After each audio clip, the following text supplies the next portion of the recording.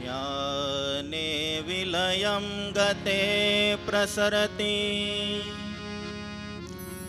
शून्यां तमस्यान्तरे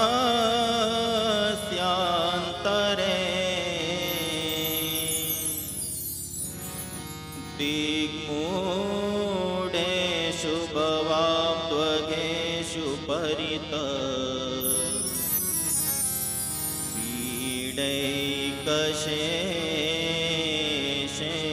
विदो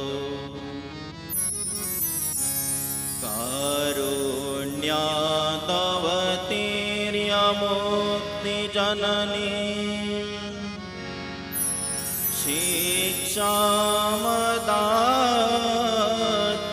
शिक्षामदात्यामिमां साक्षादक्षरदिव्यधामनिलय त्वामन्वहं चिन्तये। बोलो स्वामीनारायण भगवाननी, लक्ष्मीनारायण देवनी, श्री हरि कृष्ण महाराजनी।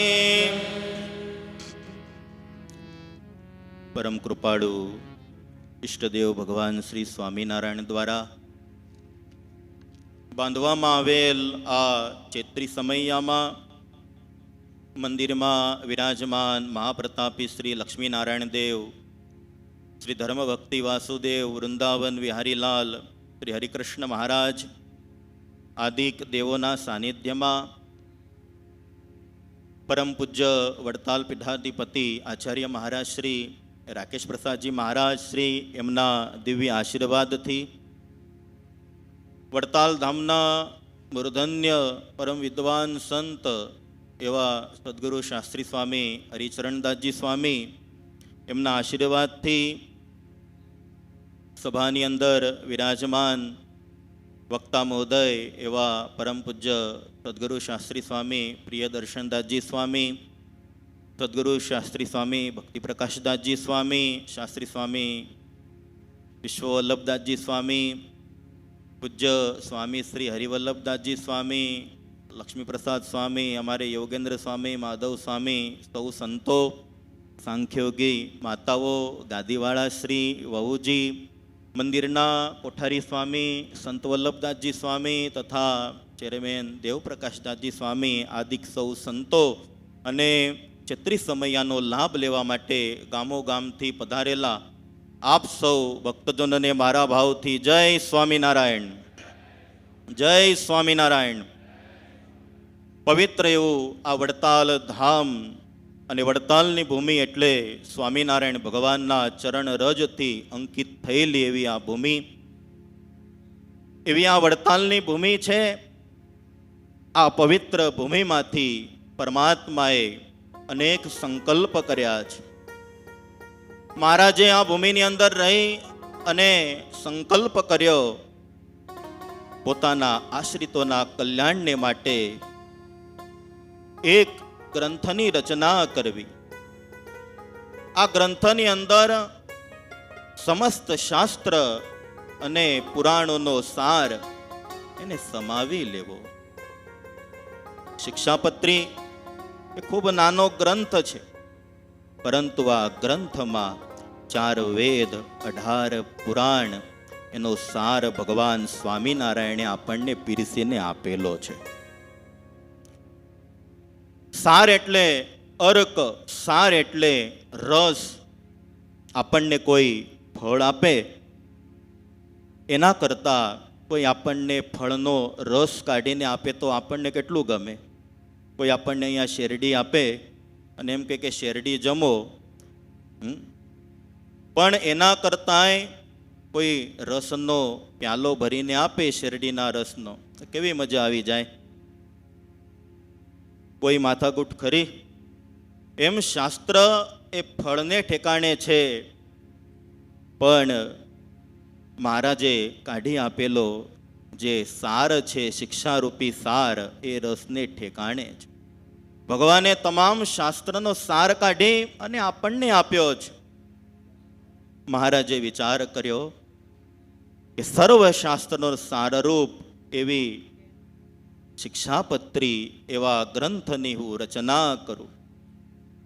આચાર્ય મહારાજ વિહારીલાલજી મહારાજે હરિલીલામૃત ગ્રંથની અંદર લખ્યું, ઘણા જીવના કલ્યાણ કાજે, ઘણા જીવના કલ્યાણ કાજે, વિચાર્યો મનમાં મહારાજે, વિચાર્યો મનમાં મહારાજે, શિક્ષાપત્રી રચો એક સારી, શિક્ષાપત્રી રમો એક સારી, સર્વશાસ્ત્રનો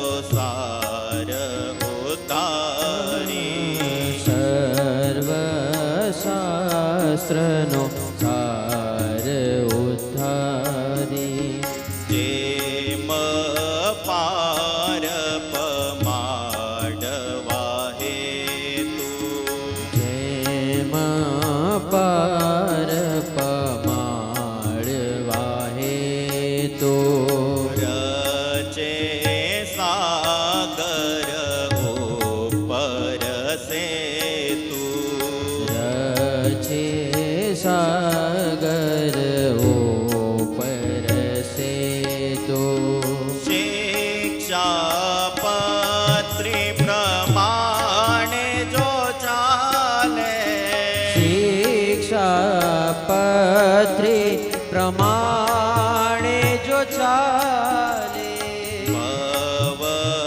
પાર પામે કડી કાળે, ભવ પાર પામે કડી કાળે. ભગવાન શ્રી હરિએ આ વડતાલ ધામની અંદર ડાબા સાથળ ઉપર એક પાટિયો રાખ્યો, એની ઉપર કાગળ મૂક્યો છે. જમણા હાથની અંદર મહારાજે કલમ લઈ અને આપણા સૌના મોક્ષને માટે સ્વામિનારાયણ ભગવાને શિક્ષાપત્રી લખવાનો આરંભ કર્યો છે.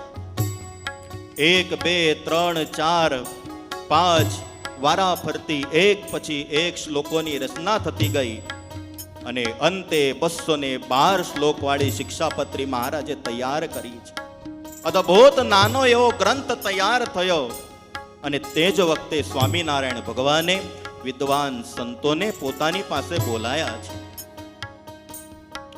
વિહારીલાલજી મહારાજ લખે, નિત્યાનંદ આદિ કવિદવાન, નિત્યાનંદ આદિ કવિદવાન,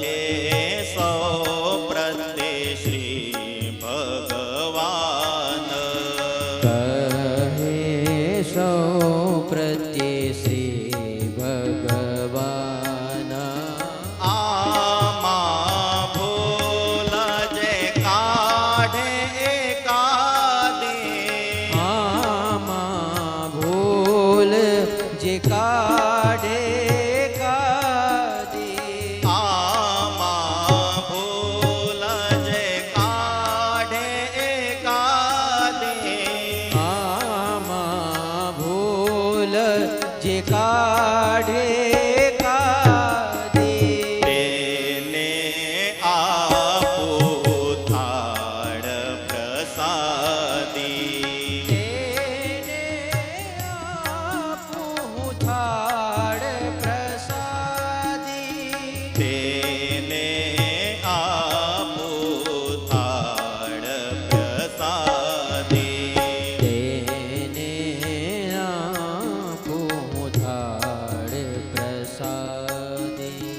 નિત્યાનંદ સ્વામી વગેરે સંતોને, વિદ્વાન સંતોને મહારાજે બોલાવીને કહ્યું, હે સંતો, આ શિક્ષાપત્રી જે ગ્રંથ અમે લખ્યો છે એમાં કોઈ ભૂલ કાઢીને અમને બતાવે તો એ સંતો અમે તેને અમારા થાળની પ્રસાદી આપીએ.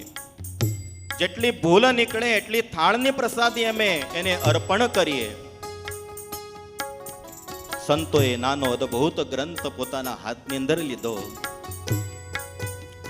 પછી સર્વે પત્રી તપાસી, પછી સર્વે પત્રી તપાસી, પછી સર્વે પત્રી તપાસી, પછી સર્વે પત્રી તપાસી, પણ ભૂલ કશી નહીં ભાસી. પણ ભૂલ કશી નહીં ભાસી. સ્વયં જે શિક્ષાપત્રીને સ્વયં પરમાત્માએ લખી હોય એ શિક્ષાપત્રીની અંદર કોઈ દિવસ ભૂલ નીકળે ખરી? મહારાજે સંતોને કોઈ ભૂલ બતાવો, પણ સ્વયં પરમાત્માએ લખી હોય એમાં ક્યારેય ભૂલ ન હોય. નિષ્કુળ નિત્યાનંદ સ્વામી જેવા સંતોથી એ શિક્ષાપત્રીની અંદર ભૂલ નીકળી નહીં. ધ્યાન રાખજો, ક્યારેય પણ શિક્ષાપત્રીની અંદર ભૂલ કાઢતા નહીં. ક્યારે પણ એવો ગાઢ સંકલ્પ ન થવો જોઈએ કે શિક્ષાપત્રીની અંદર મહારાજે આવું શા માટે લખ્યું. અને કદાચ એવા કોઈ સંકલ્પ થાય તો શિક્ષાપત્રીની ભૂલ ન કાઢતા ભૂલ આપણા બુદ્ધિની કાઢજો. સંતોએ મહારાજને આગળ બે હાથ જોડ્યા ને કહ્યું, હે મહારાજ, વાણી આપની તે વેદવાણી,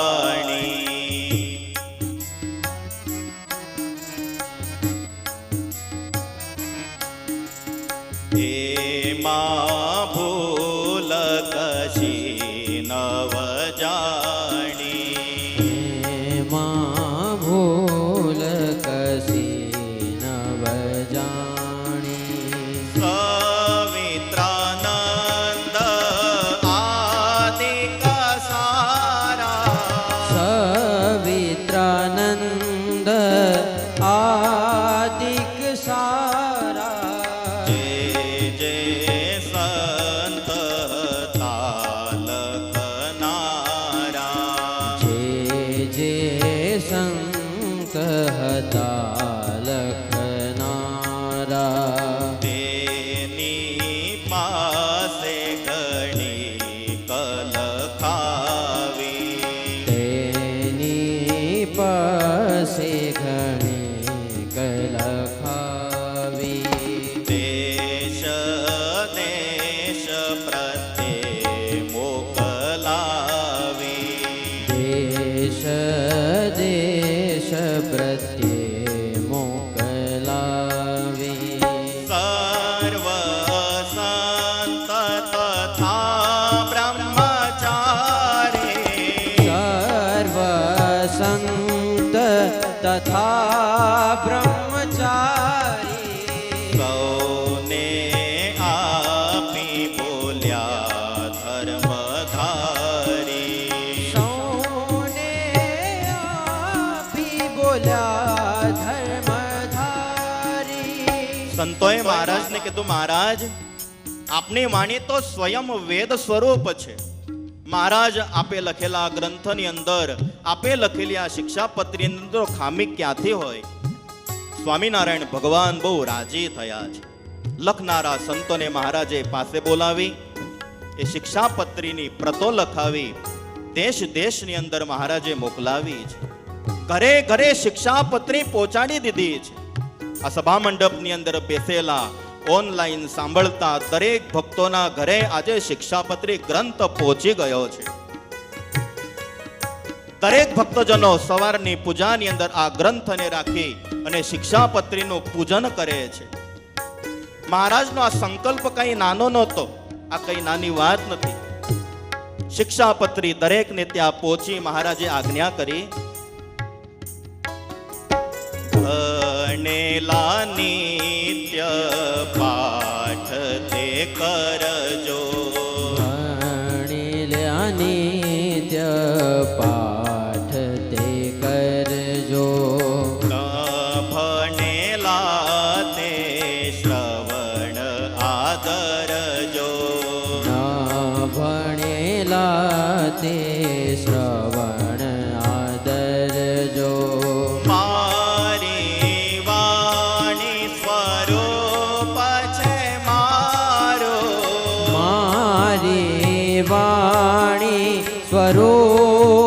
છે મારો. માન જો હિત ચાહી તમારું. માન જો હિત ચાહી તમારો. સ્વામિનારાયણ ભગવાન કે આ મારી વાણી એ મારું સ્વરૂપ છે, માટે એને સુખરૂપ માની હે ભક્તજનો નિત્ય આ શિક્ષાપત્રીનો પાઠ કરજો. શિક્ષાપત્રી દ્વિશતાબ્દી મહોત્સવ નિમિત્તે આપણે સૌ નિયમ લઈએ કે આ શિક્ષાપત્રીનો મહોત્સવ આવે ત્યાં સુધીમાં શિક્ષાપત્રીના 200 પાઠ કરીએ. સ્વામિનારાયણ ભગવાન કે હે સંતો, હે ભક્તો, જે ભણ્યા ન હોય તેને તો નિત્ય પ્રત્યે આ શિક્ષાપત્રીને સાંભળવી. પાઠ કરવાનો કે સાંભળવાનો યોગ ના આવે તો ભાવથી આ શિક્ષાપત્રીની પૂજા કરજો. અને પૂજાય ના થાય, પાઠય ના થાય, સંભળાય પણ નહીં, કઈ જ ના થાય તો મહારાજ કે પાઠ નિયમ ચૂકે કોઈ દાસ. પાઠ નિયમ ચૂકે કોઈ દાસ. કરે એક દિવસ ઉપવાસ. કરે એક દિવસ ઉપવાસ. એવું ચરી નિયમ ધરાવ્યા. એવો ચરી નિયમ ધરાવ્યા. પાઠ કરવાના નિત્ય ઠરાવ્યા. પાઠ કરવાના નિત્ય ઠરાવ્યા. આ શિક્ષાપત્રીનો વાંચન, શ્રવણ કે પૂજન ન થાય તો શું કરવું? સ્વામિનારાયણ ભગવાન કે કશું જ ના થાય તો ફક્ત એક દિવસ ઉપવાસ કરજો, એવી મહારાજે આજ્ઞા કરી છે. અદભુત ગ્રંથ મહારાજે આપણને આપ્યો છે, જે ગાગરની અંદર સાગર છલકાવી દીધો છે. સંસાર સાગરની અંદર ભટકેલા માનવીને માટે દીવાદાંડી સ્વરૂપ આ ગ્રંથ છે. એના મહાત્મ્યમાં લખ્યું, સંસાર કરદમ વિવર્તન પલ્લિકા નામ નૈર્મલ્ય માં કલયતુમ રચિતાવતારાન. સંસાર રૂપી કાદવની અંદર આળોટવાથી કાદવવાળા થયેલા મનુષ્યને નિર્મળ કરવા માટે, અવિદ્યારૂપી અંધકારનો નાશ કરવા માટે સમર્થ એવી આ શિક્ષાપત્રી છે. એ શિક્ષાપત્રી પરમ હિતકારી છે. આ જ શિક્ષાપત્રીની અંદર મહારાજે અંબરીશ રાજાને યાદ કર્યા છે. અંબરીશ રાજા કેવા હતા? આત્મનિવેદી ભક્ત હતા. ભગવાનને માટે જાતે પોતે સ્વયં સેવા કરતા. અનેક દાસ દાસીઓ હોવા છતાં પણ ભગવાનને માટે ફળ, ફૂલ, પાન, વાસણ વગેરેની સેવા કરતા. અને એટલા માટે ભગવાને રાજી થઈ અંબરીશ રાજાને પોતાનું સુદર્શન ચક્ર એની રક્ષા માટે રાખ્યું હતું, જેથી કરીને રાજાને કોઈ વિપત્તિ આવે તો વિપત્તિમાં એ ચક્ર રાજાની રક્ષા કરતું. આ શ્રીમદ ભાગવતજીની કથા પ્રાગજી પુરાણી એક વખત સ્વામિનારાયણ ભગવાનની પાસે કરી રહ્યા હતા. અને તે જ વખતે અંબરીશ રાજાની કથા તો પૂરી થઈ, પણ કોઈ હરિભગતે ઊભા થઈને મહારાજને બે હાથ જોડી અને મહારાજને પૂછ્યું કે મહારાજ એ વખતે ભગવાને પોતાના ભક્ત અંબરીશની રક્ષા કરવા માટે એમના ઘરે સુદર્શન ચક્ર રાખી મૂકેલું હતું. અત્યારે આ કળિયુગની અંદર તમારા ભક્તોની રક્ષા કરવા માટે તમે એમના ઘરે કઈ રાખ્યું છે?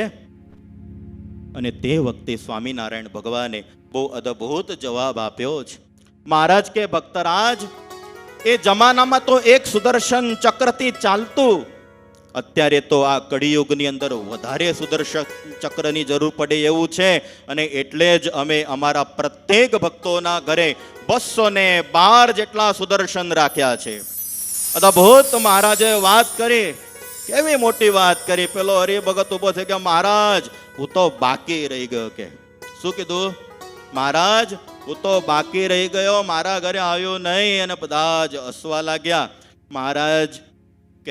મહારાજને કે સંતો કે છે મહારાજને કે મહારાજ આ ભક્તને ખબર નહીં.